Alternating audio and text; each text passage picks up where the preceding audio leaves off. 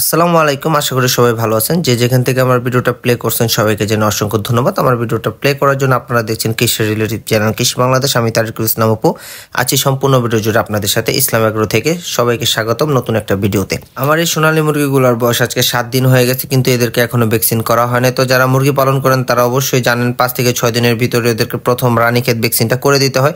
আমি একটু সময় স্বল্পতার কারণে ভ্যাকসিনটা করতে পারি না, তাই আজকে সরাসরি সকালবেলা ফার্মে যাই প্রথম যেই কাজটা করছি সেটা হচ্ছে যে আমি চলে গেছি আমাদের যে জেলা প্রাণী সম্পদে, এবং প্রাণী সম্পদ থেকে একটা 30 টাকা দেওয়া 100 ডোজের ভ্যাকসিন কিনছি। 2টা ভ্যাকসিন আছে 60 টাকা দেওয়া ভ্যাকসিন আইনাই। আমি প্রথম যেই কাজটা করছি, মানে প্রথমে কাজে লেগে গেছি, ওদেরকে আগে ভ্যাকসিনেশন করতে হবে, কারণ ভ্যাকসিন ছাড়া সোনালী মুরগি পালন করা যাবে না। ভ্যাকসিন ছাড়া কোনো মুরগি পালন করা যায় না। কোয়েল পাখি যদিও ভ্যাকসিন ছাড়া পালন করা যায়, কিন্তু মুরগির ক্ষেত্রে এই ধরনের কোনো সুযোগ নেই। মুরগির অবশ্যই পালন করতে হলে 2টা ভ্যাকসিন আপনাকে দিতে হবে, রানীক্ষেত এবং গাম্বুরা। প্রথম ভ্যাকসিনটা রানীক্ষেত দিবেন এবং দ্বিতীয় ভ্যাকসিনটা গাম্বুরা দিবেন। তারপরে আরেকটা যদি কেউ ভ্যাকসিন করতে চায় সেটা আবার রানীক্ষেত দিবেন।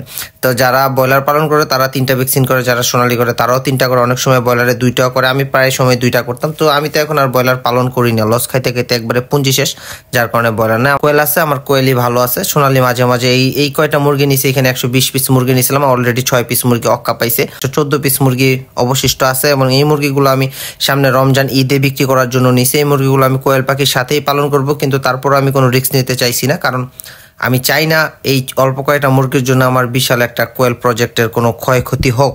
কারণ আলহামদুলিল্লাহ আপনারা জানেন আমার খামারে প্রায় ইতিমধ্যে 40,000-এর উপরে কোয়েল পাখি আছে। দোয়া রাখবেন সবাই আমার জন্য। আমার ইচ্ছা হচ্ছে আমি প্রায় 1.5 লাখ কোয়েল পাখি পালন করব শুধু এই খামারটাতে, এবং আরেকটা খামার প্রসেসিং চলতেছে।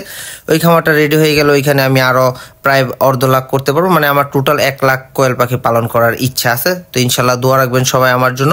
যাদের কোয়েল পাখি প্রয়োজন হয় তারা আমার কাছ থেকে সংগ্রহ করতে পারেন, এবং যারা সোনালী মুরগি এবং ব্রয়লার মুরগি পালন করবেন তারা অবশ্যই বাচ্চারা 5 থেকে 7 দিনের মধ্যে প্রথম রানীক্ষেত ভ্যাকসিনটা দিয়ে দেবেন। এবং ভ্যাকসিন যখন করবেন তখন চেষ্টা করবেন ভ্যাকসিনটা ওদের মুখে দিয়ে দেওয়ার জন্য, সরাসরি মুখে করে দিবেন। তাহলে আপনার ভ্যাকসিনের কার্যকরী ক্ষমতাটা ভালো হবে, ভ্যাকসিন মিস হবে না, এবং আপনার মুরগি সুস্থ থাকবে, ভালো থাকবে।